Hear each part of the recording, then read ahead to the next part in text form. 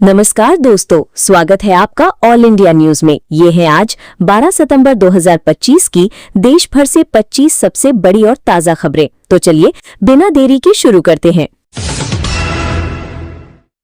CP Radhakrishnan उपराष्ट्रपति पद की शपथ लेंगी। दिल्ली के राजभवन में एक भव्य समारोह में सीपी राधाकृष्णन आज भारत के उपराष्ट्रपति पद की शपथ लेने वाली हैं। 9 सितंबर को हुए चुनाव में शानदार जीत के बाद आज उनका शपथ ग्रहण समारोह हो रहा है, जिसमें देश के कई शीर्ष नेता मौजूद रहेंगे। ये समारोह संसद में उनकी भूमिका को और मजबूत करेगा। प्रधानमंत्री ज्ञान भारतम में देंगे भाषण। प्रधानमंत्री मोदी आज ज्ञान भारतम नाम के एक अंतर्राष्ट्रीय सम्मेलन में हिस्सा ले रहे हैं। इस दौरान वो डिजिटल पांडुलिपियों और उनके संरक्षण के लिए कई नई योजनाओं को लॉन्च करेंगे। ये कार्यक्रम भारत की समृद्ध सांस्कृतिक विरासत को डिजिटल रूप से सहेजने पर केंद्रित है, जिसे संस्कृति मंत्रालय और पीएमओ ने मिलकर आयोजित किया है। दिल्ली में कुत्तों के लिए माइक्रोचिप और रेबीज एक्शन प्लान। दिल्ली सरकार ने स्ट्रीट डॉग्स की समस्या से निपटने के लिए एक बड़ा कदम उठाया है। अगले 2 साल में 10 लाख से ज्यादा कुत्तों को माइक्रोचिप लगाया जाएगा और एक रेबीज एक्शन प्लान भी लागू किया जाएगा। इसके साथ ही शहर में चल रही सभी पालतू पशुओं की दुकानों को भी नियमित किया जाएगा, ताकि सार्वजनिक स्वास्थ्य और पशु कल्याण दोनों का ध्यान रखा जा सके। महाराष्ट्र में हाथी के हमले से एक व्यक्ति की मौत। महाराष्ट्र के गढ़चिरोली जिले से एक दुखद खबर आ रही है। जंगल के पास रहने वाले 62 वर्षीय एक व्यक्ति को एक जंगली हाथी ने कुचलकर मार डाला है। वन विभाग ने इस घटना की पुष्टि की है और स्थानीय लोगों को सावधान रहने की सलाह दी है। ईडी ने 5 राज्यों में 650 करोड़ रुपए के घोटाले में मारे छापे। प्रवर्तन निदेशालय यानी ईडी ने एक बड़े इनपुट टैक्स क्रेडिट आईटीसी घोटाले के सिलसिले में 5 राज्यों में एक साथ छापे मारे हैं। ये छापे अरुणाचल, हरियाणा, दिल्ली, तमिलनाडु और तेलंगाना में मारे गए हैं। ये कार्रवाई 650 करोड़ रुपए के कथित मनी लॉन्ड्रिंग की जांच से जुड़ी है। एयर इंडिया की फ्लाइट में आई तकनीकी खराबी। दिल्ली से सिंगापुर जाने वाली एयर इंडिया की फ्लाइट AI 2280 में तकनीकी खराबी के कारण यात्रियों को काफी परेशानी उठानी पड़ी। फ्लाइट में केबिन कूलिंग और इलेक्ट्रिकल समस्या के बाद 200 से ज्यादा यात्रियों को विमान से उतारना पड़ा। एयरलाइन ने माफी मांगते हुए यात्रियों को नई फ्लाइट से भेजा। भारत ने एशिया कप में यूएई को हराया। खेल जगत से एक शानदार खबर। एशिया कप 2025 में भारतीय टीम ने यूएई को 9 विकेट से हरा दिया है। कुलदीप यादव ने शानदार गेंदबाजी करते हुए 4 विकेट लिए। इस जीत के साथ भारतीय फैंस में खुशी की लहर दौड़ गई है। ओप्पो की नई F31 सीरीज भारत में आज लॉन्च। स्मार्टफोन ब्रांड ओप्पो आज अपनी नई F31 सीरीज भारत में लॉन्च कर सकता है।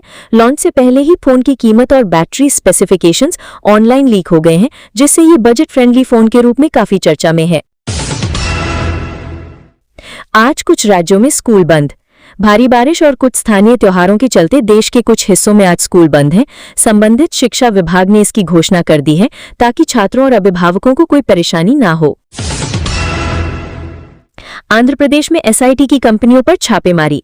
आंध्र प्रदेश में शराब घोटाले के सिलसिले में एक विशेष जांच टीम ने सनिल रेड्डी की कंपनियों पर छापेमारी की है। टीम ने कई महत्वपूर्ण दस्तावेज जब्त किए हैं और इस मामले में आगे की जांच चल रही है। बैंक धोखाधड़ी के मामले में ईडी की बड़ी कार्रवाई। प्रवर्तन निदेशालय यानी ईडी ने एक बड़े बैंक धोखाधड़ी मामले में 3 राज्यों में तलाशी ली है। ये जांच 346 करोड़ रुपए के कथित फ्रॉड से जुड़ी है और ईडी ने कई संबंधित खातों पर रोक लगा दी है। पीएम ने सीपी राधाकृष्णन को दी बधाई। प्रधानमंत्री कार्यालय ने उपराष्ट्रपति चुनाव जीतने पर सीपी राधाकृष्णन को बधाई दी है। पीएमओ ने एक प्रेस नोट जारी कर कहा है कि वह संसदीय विमर्श को और मजबूत करेंगे, जो एक स्वस्थ लोकतंत्र के लिए बहुत जरूरी है। संस्कृति मंत्रालय ने लॉन्च किया ज्ञान भारतम पोर्टल। संस्कृति मंत्रालय ने ज्ञान भारतम नाम का एक डिजिटल पोर्टल लॉन्च किया है। इसका उद्देश्य भारत की प्राचीन पांडुलिपियों को डिजिटल रूप में संरक्षित करना है, ताकि शोधकर्ता और छात्र इन तक आसानी से पहुंच सकें। दिल्ली एनसीआर में आजकल सांस्कृतिक कार्यक्रमों का आयोजन। आज दिल्ली और उसके आसपास के इलाकों में कई सांस्कृतिक कार्यक्रमों का आयोजन हो रहा है।